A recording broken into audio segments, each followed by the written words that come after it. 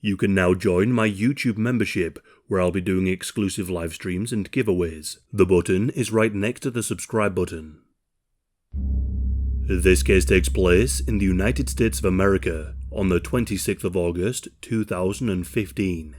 Alison Parker was a 24-year-old woman who lived in Virginia. After graduating from university, she interned at WDBJ7 and secured herself a job in 2014 as a correspondent for the morning show on this network. According to those who knew Alison, she was living her dream and enjoyed her job very much. Things were going well for Alison. She was a very promising journalist, much loved by those she worked with. She had also just moved in with her boyfriend, and the two had talks of getting married. Alison worked very closely with a 27-year-old man named Adam Ward. The two were a team, got along very well, and worked together almost every single day.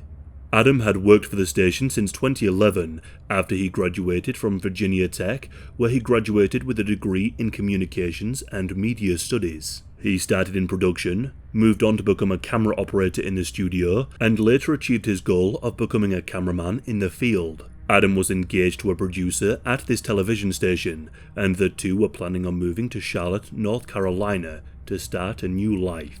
He was also thinking about leaving the news industry and starting a new profession.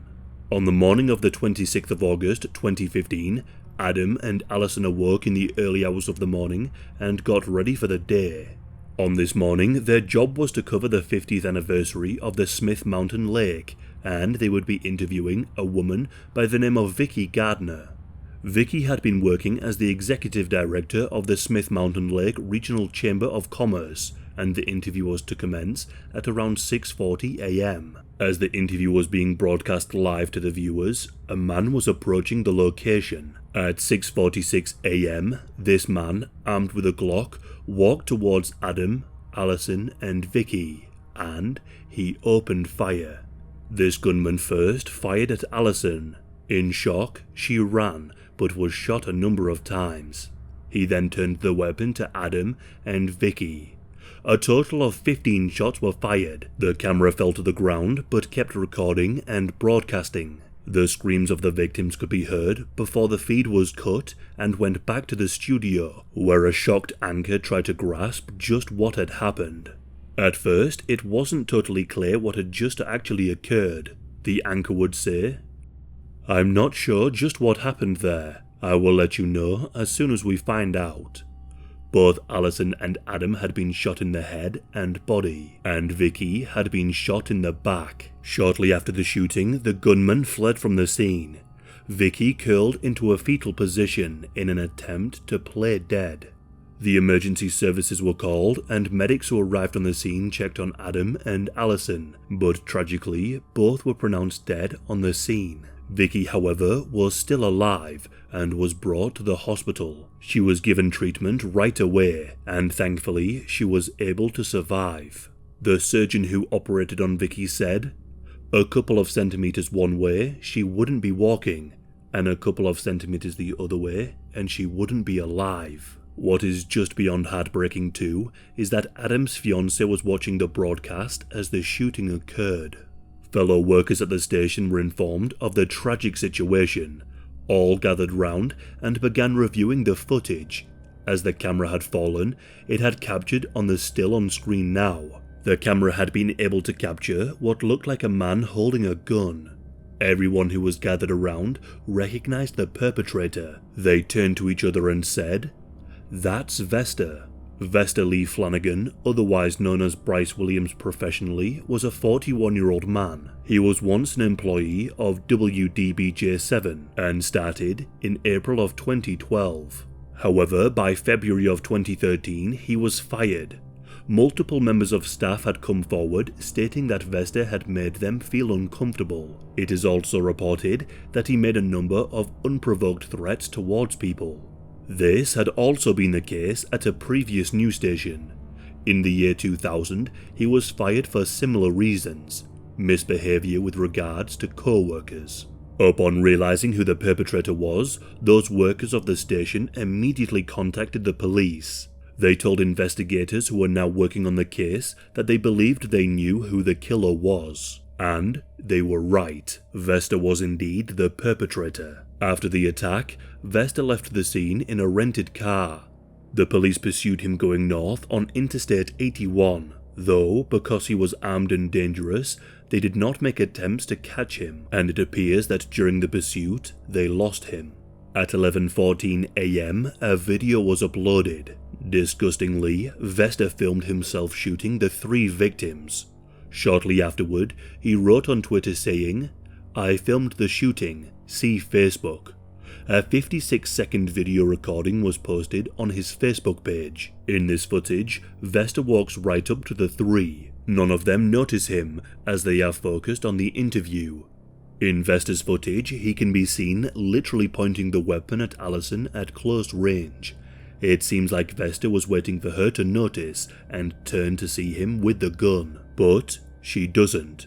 She doesn't see him and continues the interview. Vesta then stands around for a couple more seconds, and then opens fire on the 3 victims. Alison appears to have been shot a number of times, but still made an attempt to flee from the scene. The footage went viral on social media and was shared a number of times. At around 11:30 AM, a state trooper spotted Vector in his car with a license plate reader. He waited to be joined by other units, and once they arrived, the troopers turned on their lights and tried to pull him over. Vector refused to pull over and stop, and instead he sped away. But after just a few short minutes, the car veered off the road. Officers then got out of their vehicles and approached the car. Vector was found inside the car with a gunshot wound to his head. Rather than being arrested, he turned the weapon on himself. Vector was taken to hospital, where he was pronounced dead 2 hours later. So, what was the motive? Well, in the ramblings on Twitter, Vector had tweeted making accusations that both Alison and Adam were racist, and that they had both been racist towards him. He also mentioned on one occasion that Adam had spoken to the HR department after working with Vector just once, complaining about his behavior. Vector had interpreted this as discrimination. In one of the tweets, he claimed that Alison had used racial slurs against him.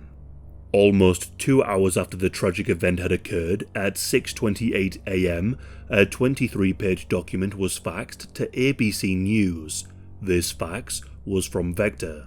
And then, at around 10 AM, Vector called ABC News and stated that he had shot 2 people. While on the phone, he said that the authorities are after him and that they are all over the place. He then hung up. ABC News contacted the police and provided them with the fax. In this fax, Vector said he was motivated by his anger towards the Charleston church shooting, stating that he purchased a firearm shortly after the shooting. The firearm was legally purchased from a Virginia gun store. Vector had no criminal record. He also referenced other infamous white shooters, saying, "Bring it on," and stated that Jehovah had spoken to him, telling him to act. He also spoke about his troubles of being a black, gay man, stating that because of these things he was attacked numerous times, and said that he had suffered from discrimination, harassment, and bullying in the workplace. Vector also mentions the Virginia Tech shooter, and refers to the killer as his boy, saying that he was influenced by Sung Hee Cho, choosing the same weapon that Sung had also used. Later on in the document, Vector says, "I tried to pull myself up by the bootstraps, but the damage was already done, and when someone gets to this point, there is nothing that can be said or done to change their sadness to happiness. Meds? Nah, it's too much. I will sound like I'm angry. I am. I have every right to be. But when I leave this earth, the only emotion I want to feel is peace. The church shooting was the tipping point, but my anger has been building steadily. I've been a human powder keg for a while, just waiting to go boom." In these vile ramblings, Vector shows absolutely no sign of remorse for what he had done, and instead, he seemed rather proud.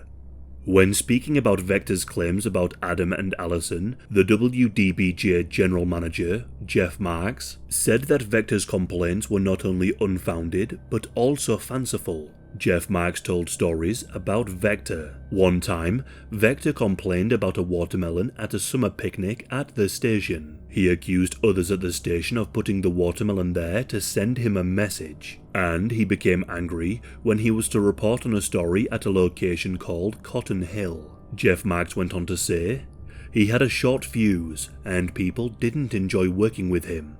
Others who knew Vector backed up these claims, recalling that he had once started a violent altercation at a Christmas party for no reason. When speaking about the deceased, Jeff Marks said, "I cannot tell you just how much they were loved. Our hearts are broken." A candlelight vigil was held for the two to show support for the family and to remember their friends. Anchor Kimberly McBroom called Alison a rock star and said, "You could throw anything at that girl and she could do it." And Virginia Tech professor Robert Denton said in a statement, "Adam was a delightful person. He worked hard and you could tell he loved what he was doing. He wasn't afraid to pitch in and do whatever was necessary for the broadcast. He did whatever he needed with a smile and with grace. He was simply a very nice young man and very professional." Since the tragic deaths of Alison and Adam, scholarships have been set up in their memory.